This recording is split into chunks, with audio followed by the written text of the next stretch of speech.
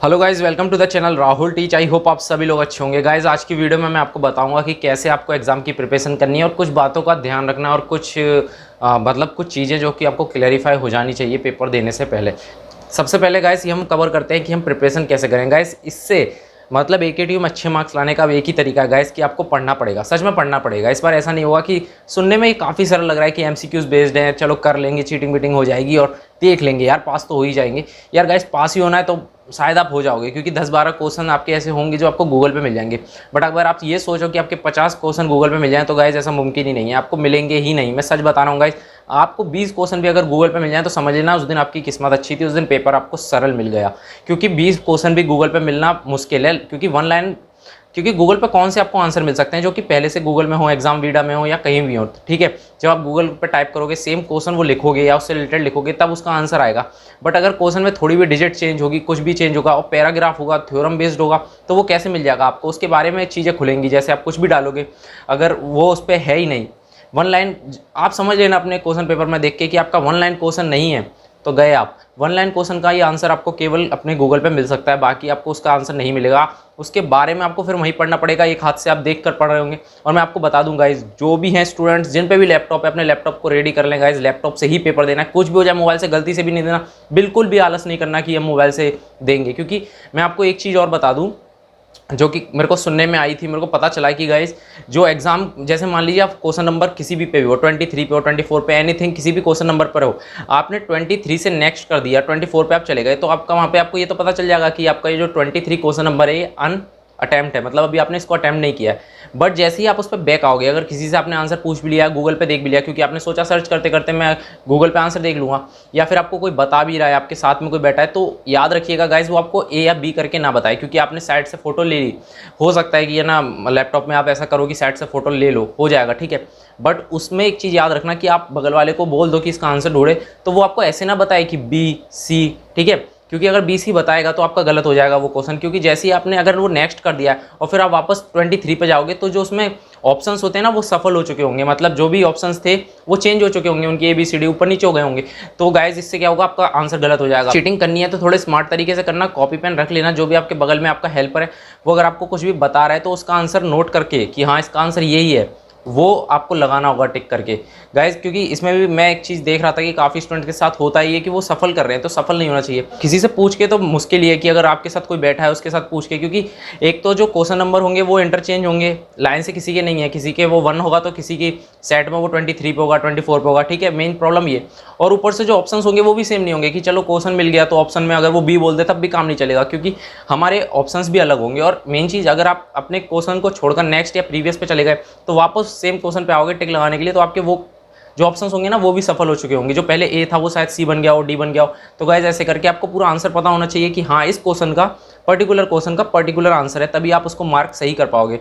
और गाइस मैं आपको बता दूं, पढ़ना स्टार्ट कर दो, पढ़ाई करनी पड़ेगी गाइस। क्वांटम पढ़िए, ठीक है, अपनी थ्योरी कवर करिए। अगर जिसने थ्योरी कवर कर ली, क्वांटम अच्छे से पढ़ ली, ठीक है, अपने नोट्स अच्छे से पढ़ लिए, जैसे भी आप तैयारी करते थे एक्सटर्नल की वैसे आपने तैयारी कर ली, तो आपके लिए पेपर काफ़ी ज़्यादा इजी हो जाएगा। क्योंकि आपको कुछ लिखना विखना नहीं है, बस आपको नॉलेज होनी चाहिए।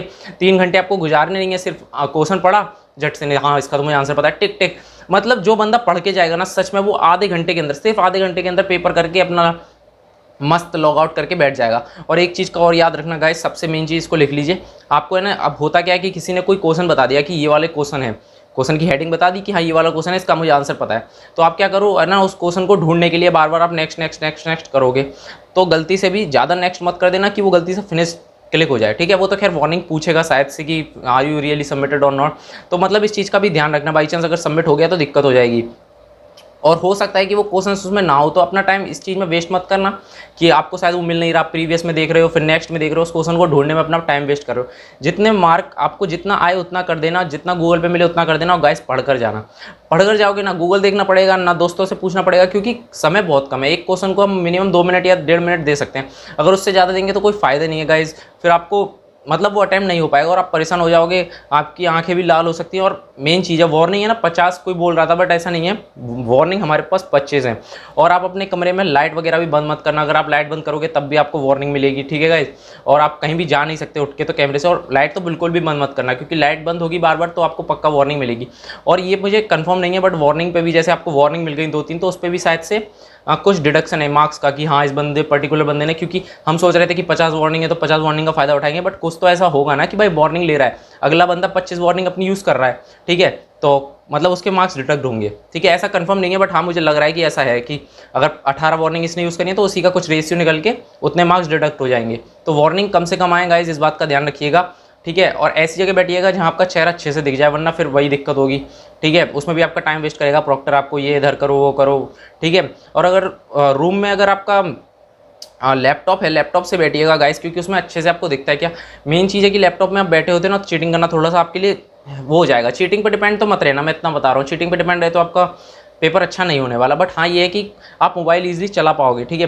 बट अगर आप मोबाइल से आप दे रहे हो और मोबाइल से चीटिंग करना बहुत मुश्किल हो जाएगा। मतलब अगर आप पे लैपटॉप है तो लैपटॉप तैयार कर लीजिए, बैटरी फुल रखिएगा गाइस, ठीक है। आपका ऐसा ना हो कि बीच में बंद हो जाए, ठीक है। इन सब चीज़ों का तो बेसिक चीज़ें हैं, तो आप ध्यान रखिएगा कि आपकी इंटरनेट कनेक्टिविटी सही हो।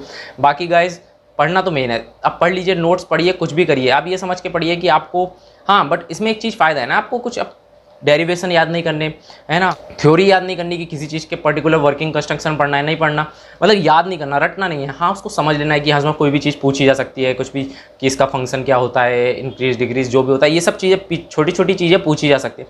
तो गाइज अपनी प्रिपरेशन करिए, अगर आपकी प्रिपरेशन अच्छी है तो बेस्ट ऑफ लक गाइज, आपका पेपर काफ़ी ज़्यादा अच्छा जाएगा। मैं भी गाइज प्रिपरेशन कर रहा हूँ, क्योंकि चीटिंग बीटिंग के भरोसे मैं पहले भी नहीं था गाइज, इसलिए मैंने कभी भी चीटिंग पर वीडियो नहीं बनाई, और मैं बस आपको सचेत करने के लिए वीडियो बना रहा हूँ कि चीटिंग के भरोसे मत बैठना गाइज, आपको सच में रियलाइज़ होगा और फिर उसके बाद आप पढ़ना चालू करोगे। जब तक फिर गाइज पढ़ना तो आपको पड़ेगा ही, भले आप अपना पहला एग्जाम देके रियलाइज़ कर लो कि आपको पढ़ना जरूरी है कि नहीं, या फिर आप इस वीडियो से समझ जाओ गाइज और पढ़ना स्टार्ट कर दो।